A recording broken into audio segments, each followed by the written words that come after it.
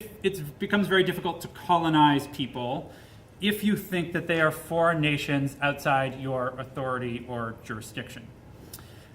So much of the history of this analogy is the long and slow process of Anglo-Americans coming up with ways to distinguish and separate native nations from foreign nations. Of course, we're all familiar with Chief Justice Marshall's formulation of domestic dependent nations, which actually I think the formulation was a little more ambiguous than it's commonly acknowledged. I think what ends up happening is that later on so much emphasis gets placed on the domestic dependent prongs of that test rather than the nationhood idea. And you see this particularly accelerating in the late 19th century when increasingly Anglo-Americans are inserting that native nations are entirely under the jurisdiction of the United States, subject to its ordinary legislative jurisdiction. Some of you might be familiar with this 1871 law that basically says that the federal government can no longer contract with the Indian tribes through treaties as if they were independent nations. Now, there is one exception, however, to this general trend, and that is the power to abrogate treaties that the United States had entered with native nations. And here, actually, the court, having long distinguished native and foreign nations, takes the doctrine of last in time from foreign relations law, actually from the Chinese exclusion case, and applies it to native nations straight up, even though they are ostensibly under U.S. jurisdiction and so arguably distinguishable from those circumstances. Okay, so that's sort of the deep history. Let's turn now to today. So the foreign nations analogy actually still crops up. It showed up, for instance, in Lara as a way to explain the origins of federal power. Justice Thomas, predictably in Lara, offered a sort of contrary view in which he talked about the fact that tribes never fit comfortably within the category of foreign nations. But what these approaches share is this idea that this analogy is something of the past.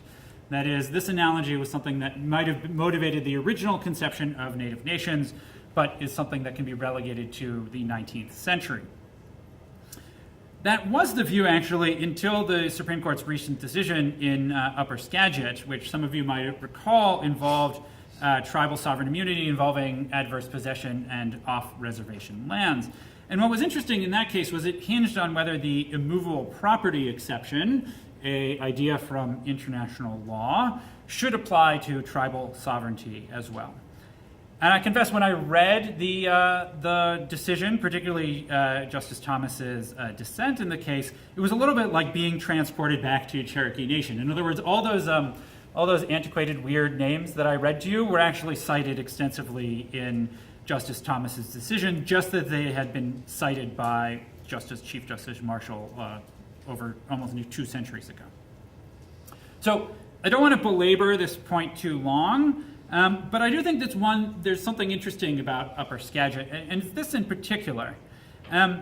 So there are a lot of excellent scholars in Indian law. We just heard Angela talk a little bit about this in the last panel about incorporating some of these principles of international law more fully into contemporary Indian law jurisprudence, just as they were in the 19th century.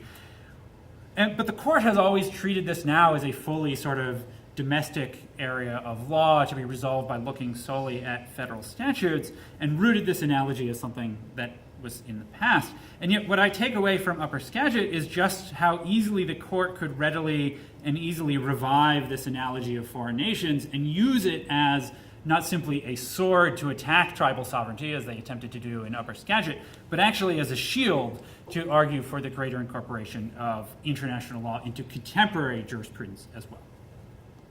Okay, so let me turn now to states.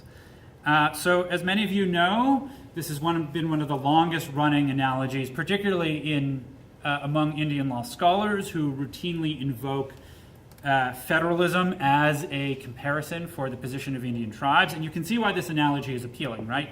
It allows this idea of autonomy and sovereignty, but within the boundaries of the United States. You're not going so far as to assert that native nations are fully autonomous, separate from the United States, but that their sovereignty exists somehow nestled under the overarching sovereignty of the federal government.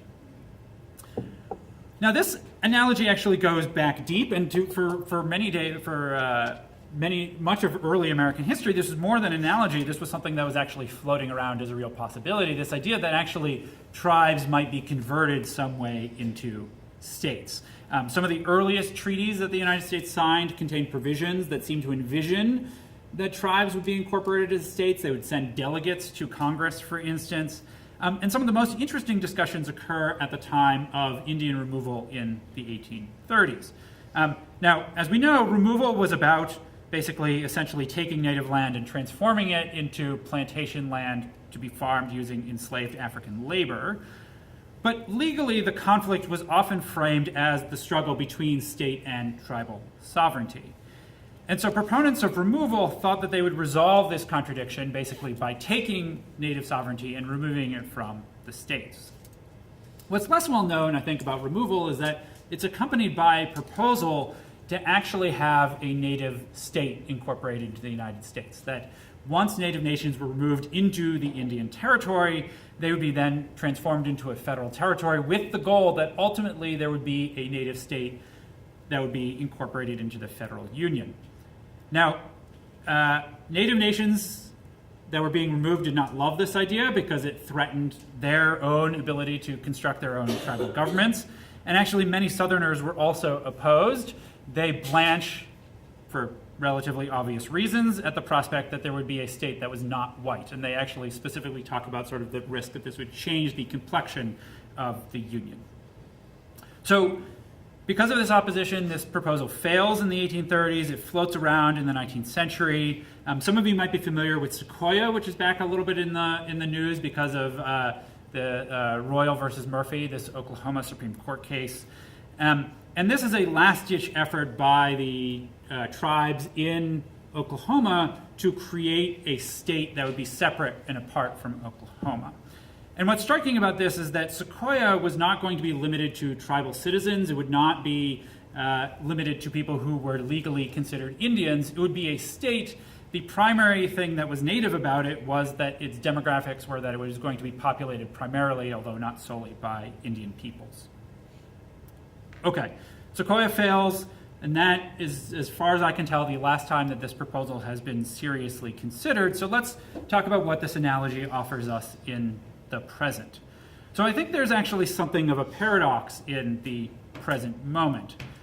On the one hand, if you spend time looking at the contemporary scholarship on federalism, a lot of that scholarship is talking about how states are no longer sort of if they ever were, sort of broadly sovereign actors that are able to entirely govern their affairs free from outside control.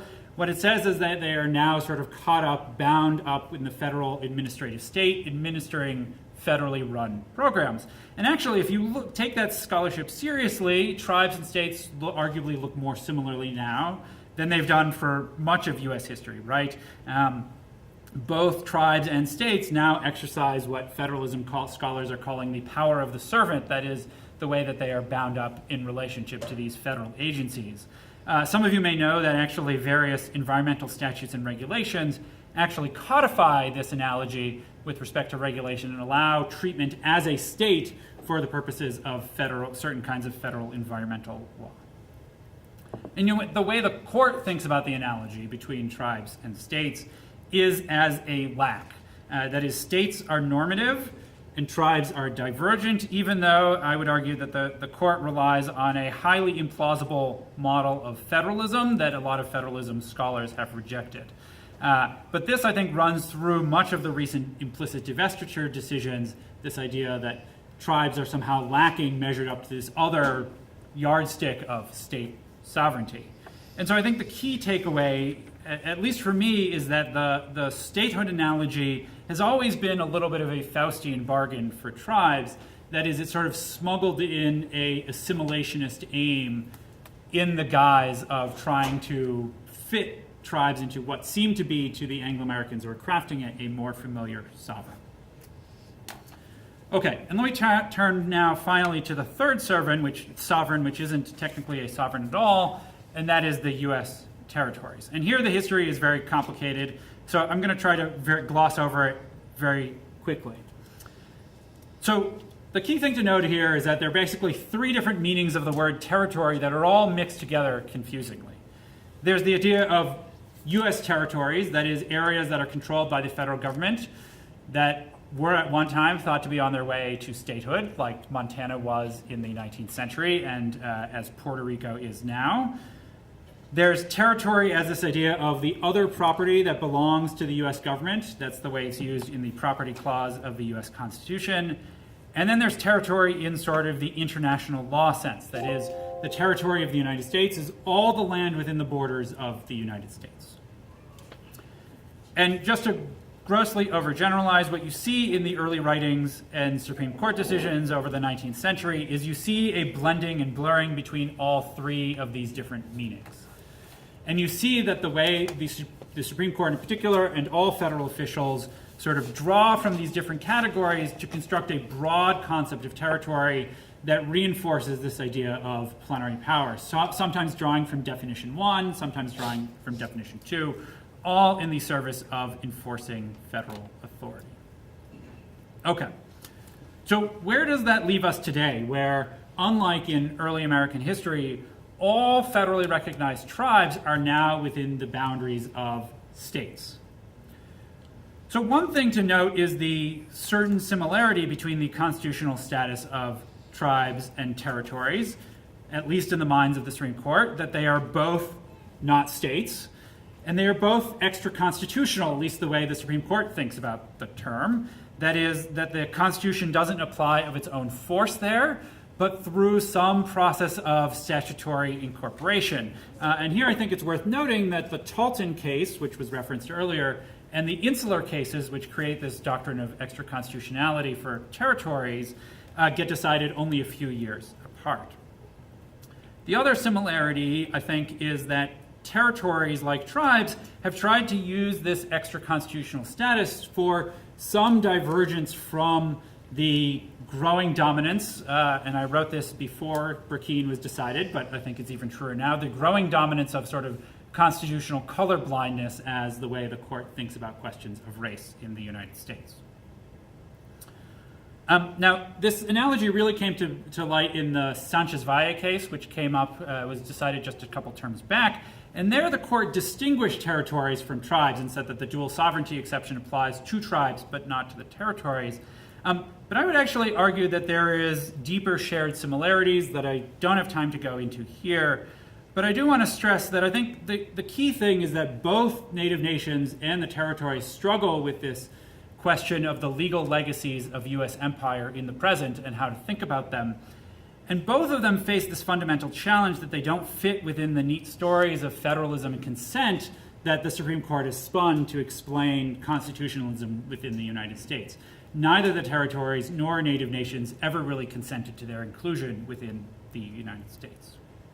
Okay, so in my last few seconds, by way of summary, I just want to stress this idea of anomaly and exception presumes the existence of some sort of normal order that you can measure these things against. And my suggestion is that native nations have just as much of a claim to normative status as any other sovereign, and this language of anomaly and exception are really smuggled in ideas about legitimacy. And so these comparisons and the words have often served as a way to launder through the supposedly neutral language of modern jurisprudence some of these older, I think, discredited ideas about the hierarchies of peoples and civilizations. In other words, this is oftentimes imperialism in a new modern guise. So that's all I have to say about that. Thank you very much for listening.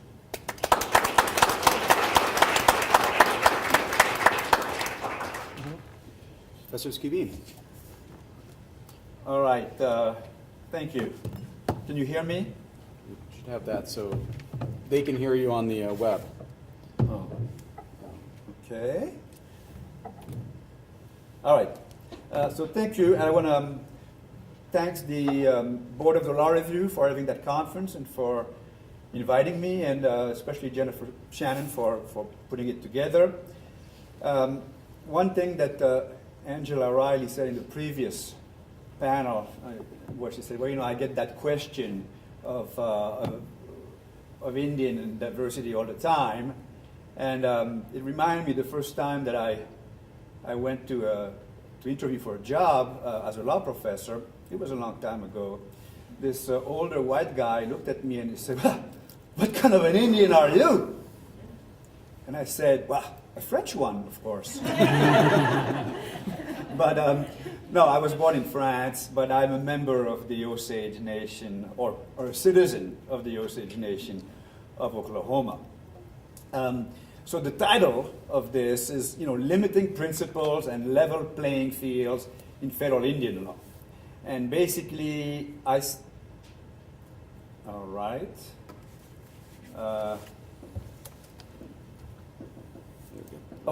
It changes